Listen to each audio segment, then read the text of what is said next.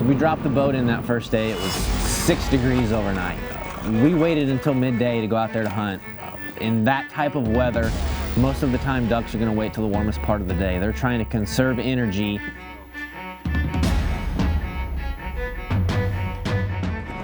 In such cold weather, and having to break ice and put all that work into what we did, it's something you look forward to every year. It's part of being a duck hunter. You dream of those wicked cold temperatures, going out there, busting open a little hole.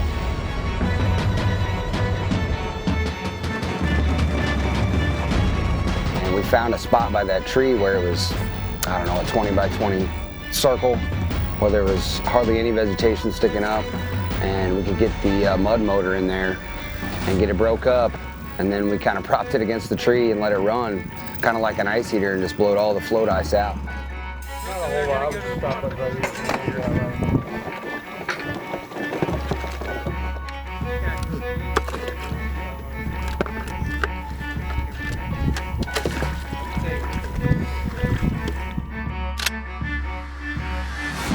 Had a friend down there that we hunted with, Ricky. He knew there was a lot of birds in the area, didn't know exactly how many.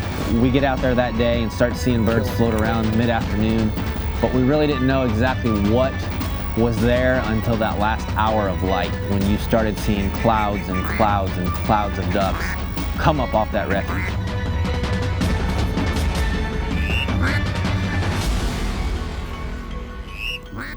You can have a guy set up over here calling, somebody shoots, flare off. It's public land, you know, it's tough.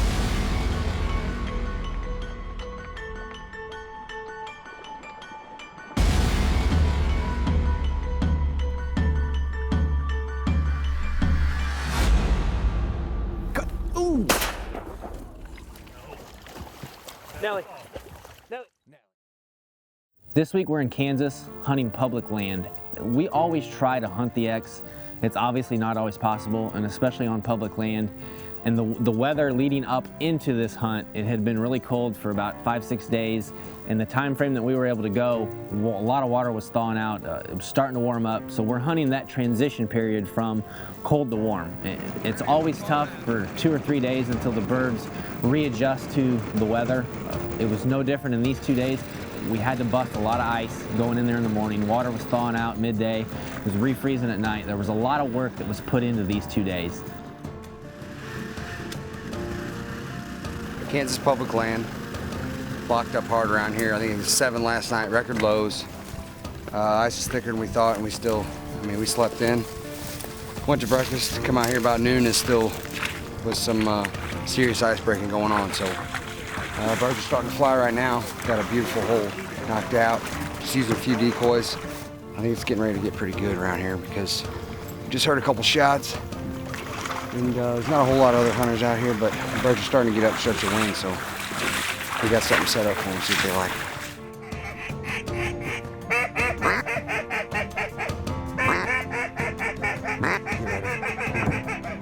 Kill him, kill him, kill him.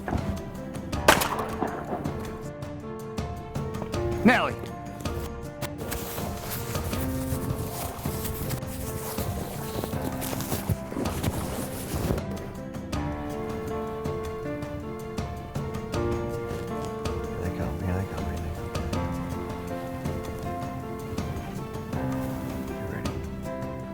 Kill him, kill him.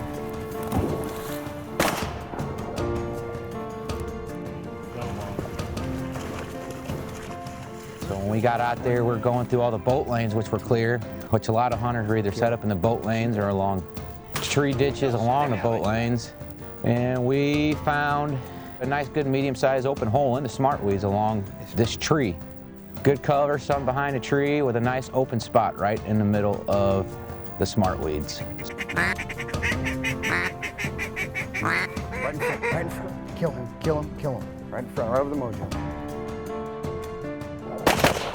Sit, sit, sit. Good job. With my gun, they still come in like I'm not in the spread, so. I saw him and then I lost him. He said, "Are you calling it something?" I said, "Yeah." And then I turned around and said, "I guess not." And then there he was. I was calling it. No, I was calling at him, and then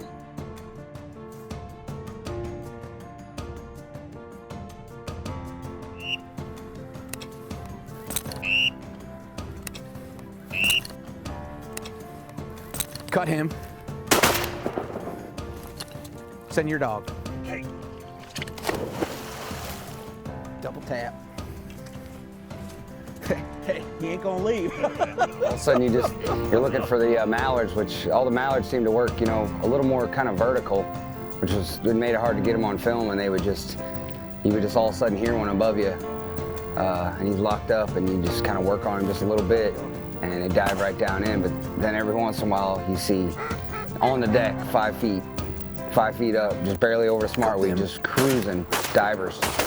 And you kind of had to decide if you were going to shoot them well before they got there, because if you called it once they were over the decoys, they were already out of them by the time anybody clicked their safety off.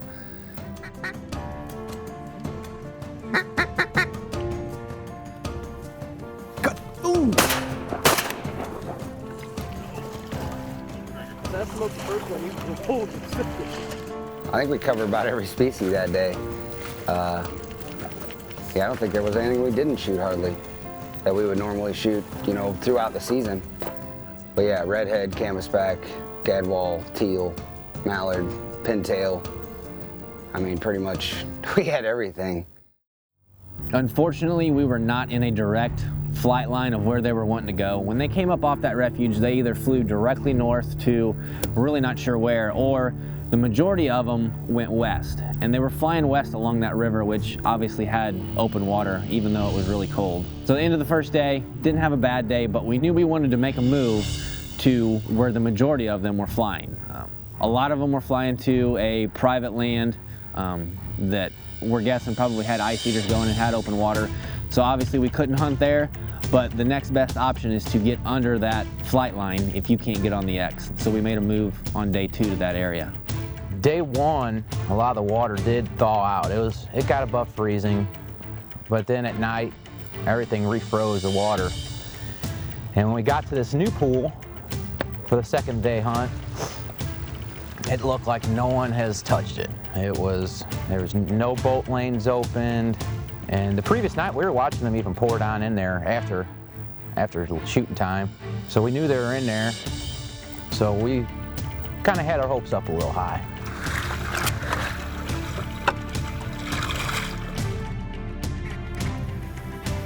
Up front, straight up front, coming out of it.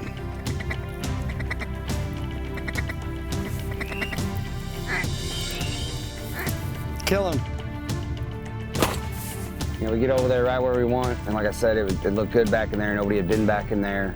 You know, we got out there at first light. We had, you know, some birds. We weren't seeing a tenth of the birds that we saw the day before, so we're just thinking, you know, well, wait till 3:30, 4 o'clock. We'll hunt it out all day. That's when they started pouring off the refuge yesterday, and that never happened. They never came off like that. I don't know if they left or they just decided that they were warm enough, they didn't need to go anywhere. They were getting what they needed in the refuge, but it didn't happen like it did the day before.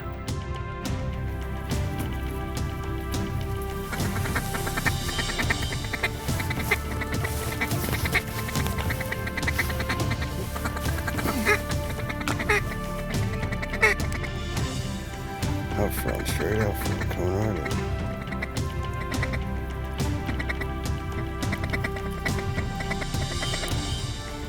Kill him.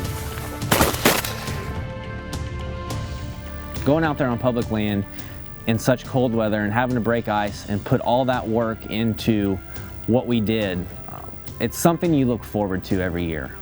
It's part of being a duck hunter. You dream of those wicked cold temperatures, going out there, busting open a little hole. It didn't work as well as we wanted it to, but you take pride in being able to shoot what we did with all the work that was involved. And it's not always about going out there and shooting limits of birds in 25, 30 minutes. We take a lot of pride in the work that we put into it, and it doesn't always pan out the way we want it to, but it was still a lot of fun. Bust out some ice. We nosed that boat right up along that tree. Hold on. Yeah, it's coming up the road. Jesus. Keep it down over here, we're trying to film. All right, you ready? Yeah. Take 3. Good dog, good dog. Well, that looks chasing. I got here, Cannonball! Anybody got a lens cloth? In my bag. Put it up front. Oh, it's great. Great blue heron now. Confidence.